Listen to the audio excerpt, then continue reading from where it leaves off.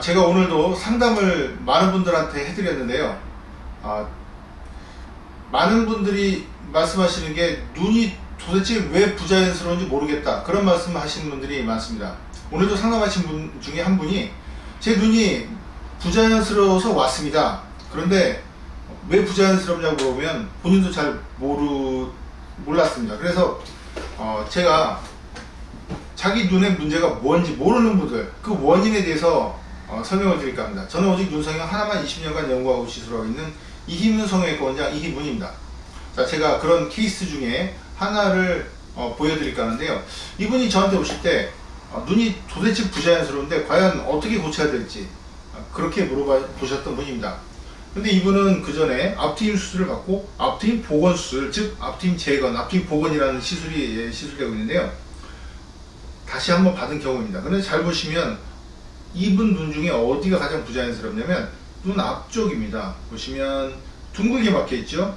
눈 앞쪽이 이렇게 둥근 경우는 사실 흉터가 설사 교정이 됐다 하더라도 그런 경우는 좀 부자연스러울 수밖에 없습니다. 왜냐하면 우리가 선천적으로 눈 앞쪽이 둥근 경우는 없기 때문입니다. 이거는 수술하다가 이렇게 된 의인성 그런 문제라고 볼 수가 있기 때문입니다.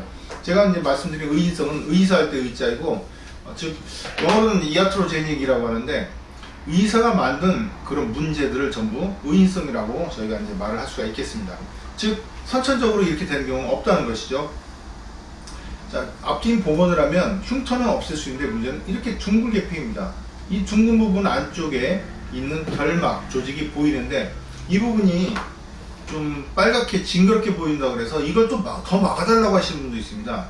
자, 우리가 그 의학에 있어서는 과학적 논리가 중요하겠죠. 그런데 뭐 인문적인 논리도 따로 있습니다.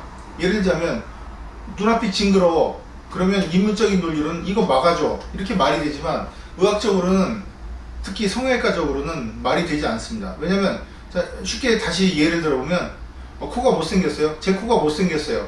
코를 안 보이게 해줘. 말이 됩니까? 코를 어떻게 하면 자연스럽게 만드냐, 그것이 바로 과학적인 그런 논리인 것입니다. 그래서 이분의 경우는 눈 앞쪽에 그 흉터가 남아서 앞트임 흉터를 없애기 위해서 앞트임 복원 수술을 받았는데, 그럼에도 불구하고 빨간 살이 징그럽게 보인다면 이 각 모양 자체를 가능하면 이런 식으로 만들어야 됩니다. 원래 이런 형태가 정상적인 눈이고 누구나 가지고 있는 형태이기 때문입니다.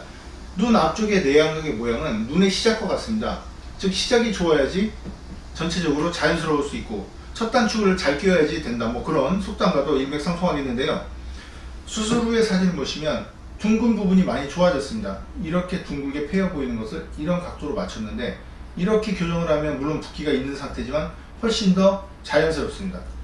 이쪽에 수술 전의 상태를 보시면 지금 내양각 자체가 빨간 살을 보이면서 둥근 부분이 강조돼 보이고 또 위에 있는 누궁이 밑으로 쳐져 있습니다.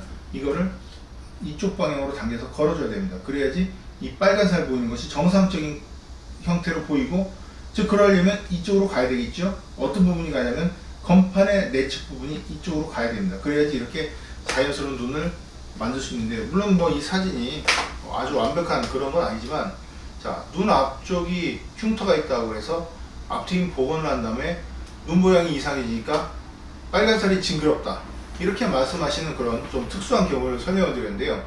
자, 과거에 앞트임 복원, 앞트임 재건이라는 시술이 많이 시술되고 있지만 저는 그런 기존의 방법으로 수술을 하지 않습니다. 왜냐하면 오히려 교정을 못하고 흉터만 더 많이 만들기 때문입니다. 제 방식대로 내양각의 모양을 만들고 또 흉터를 접어넣는 그런 시술 사례를 보여드렸는데요. 그리고 중요한 거는 눈을 편안하고 좌우폭이 길게 떠야 됩니다. 그렇게 해서 이렇게 좌우폭이 긴 편안한 눈매로 교정한 좀 어려운 케이스, 또 독특한 노하우가 필요한 케이스에 대해서 설명을 드렸습니다. 시청해 주셔서 감사합니다.